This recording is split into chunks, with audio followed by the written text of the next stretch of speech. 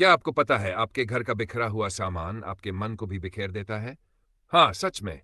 सोचो जरा, आपका कमरा हमेशा भरा रहता है, कपड़े कुर्सी पर, किताबें टेबल पर, पुराने गिफ्ट्स अलमारी में, और फिर आप कहते हो, मेरा दिमाग बहुत भरा भरा लगता है। तो क्या ये सिर्फ सामान का बोझ है या सोचों का भी?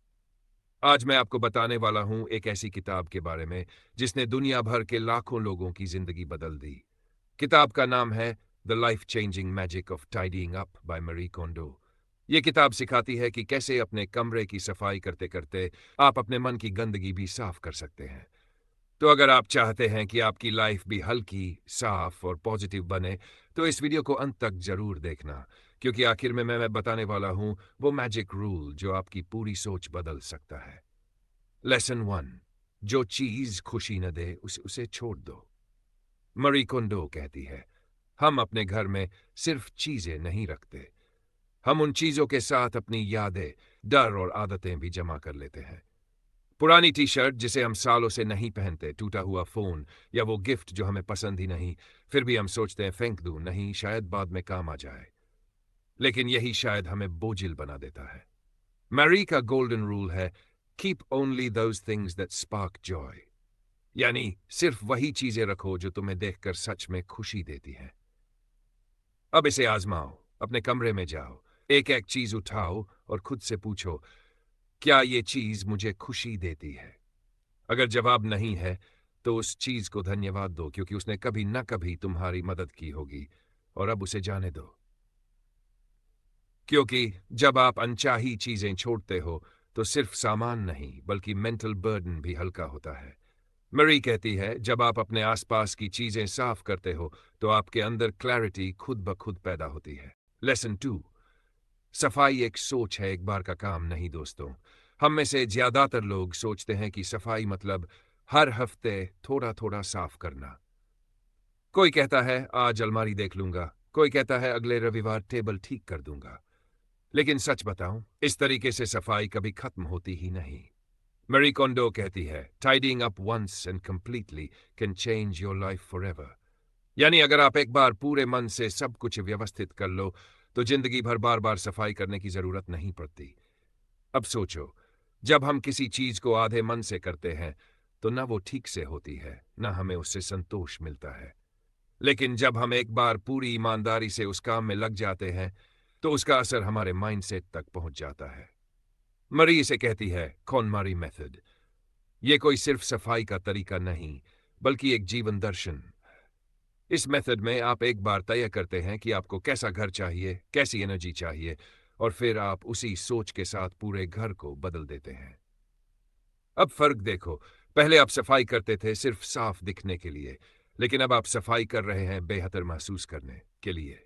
मरी कहती है कि जब आप अपने घर को सजाते हो, तो आपका घर भी आपको रिस्पेक्ट देना शुरू करता है। कपड़े अपनी जगह मुस्कुराते हैं, किताबें आपको धन्यवाद कहती है, और हवा में एक हल्कापन महसूस होता है। क्योंकि जब बाहर की जगह साफ होती है, तो अंदर का मन भी शांत होता है। और यही है इस किताब की असली ताकत। ये सिर्फ कमरे नहीं, जिंदगी बदल देती है। तो अगली बार जब सफाई करने बैठो, इसे काम मत समझो, इसे अपनी नई शुरुआत समझो। एक ऐसी शुरुआत जहां हर कोना, हर चीज आपके मन की शांति को दर्शाए। लेसन थ्री, जगह के हिसाब से नहीं, चीजों के हिसाब से सफाई करो। अब जरा सोचो, हमें से ज्यादातर लोग सफाई कैसे करते हैं? कभी कहते हैं आज अलमारी साफ कर लेते हैं, फिर अगले हफ्ते अब टेबल की बारी है, फिर कुछ दिन बाद अरे किचन तो रह ही गया, और ऐसे करते करते महीनों निकल जाते हैं। लेकिन घर फिर भी वैसा का वैसा रहता है, बिखरा हुआ, उलझा हुआ और भारी। मेरी कोंडो कहती है, यही सबसे बड़ी गलती है जो लोग करते हैं। क्योंकि जब हम जगह के हिसाब से सफाई करते हैं, तो चीजें बार बार इधर उधर घूमती रहती हैं। वो कहती है, don't tidy by location, tidy by category. यानी सफाई जगह के हिसाब से नहीं, चीजों के हिसाब से करो। अब इसका मतलब क्या हुआ? बहुत आसान है। मान लीजिए आपको अपने कपड़े ठीक करने हैं, तो पूरे घर से, चाहे वो बेडरूम में हो, अलमारी में, या किसी कुर्सी पर पड़े हों, सभी कपड़े एक साथ एक जगह ले आओ। फिर एक एक कपड़ा उठाओ और खुद से पूछो, क्या ये कपड़ा मुझे खुशी देता है?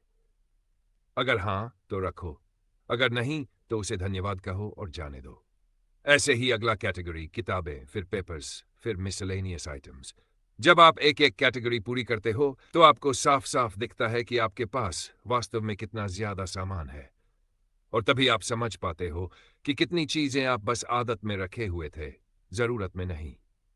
मेरी का मानना है कि जब आप एक कैटेगरी पूरी तरह खत्म करते हैं तो आपका दिमाग कंप्लीशन का एहसास महसूस करता है, और यही सेटिस्फैक्शन आपको आगे बढ़ने की ताकत देता है।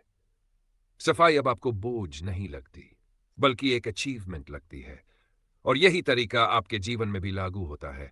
अगर आप अपनी समस्याओं को जगह जगह बांट दोगे तो वो कभी खत्म नहीं होंगी, लेकिन अगर आप एक वक्त में एक चीज पर ध्यान दोगे तो जिंदगी खुद ब खुद व्यवस्थित होने लगेगी। तो अगली बार जब सफाई करो, बस याद रखना, जगह नहीं, चीजों को चुनो। और हर चीज को चुनते वक्त ये सोचो, क्या ये सच में मेरी लाइफ में खुशी जोड़ती है? लेसन 4, हर चीज को छोड़ते वक्त थैंक यू कहना सीखो। मैरी कोंडो का एक सबसे खूबसूरत विचार है, हर उस चीज को धन्यवाद दो जो अब तुम्हारे काम की नहीं। अब सुनने में ये बात बहुत छोटी लगती है, लेकिन इसका असर बेहद गहरा है। देखो, हमारे घर में ऐसी बहुत सी चीजें होती है जिनसे हमारा कोई ना कोई रिश्ता जुड़ा होता है। कोई पुराना टी शर्ट, किसी दोस्त का दिया गिफ्ट, या शायद वो किताब जिसे हम कभी पूरा नहीं पढ़ पाए। हम उन्हें इसलिए नहीं छोड़ते क्योंकि वो चीज कीमती है, बल्कि इसलिए क्योंकि वो यादें लेकर आई थी।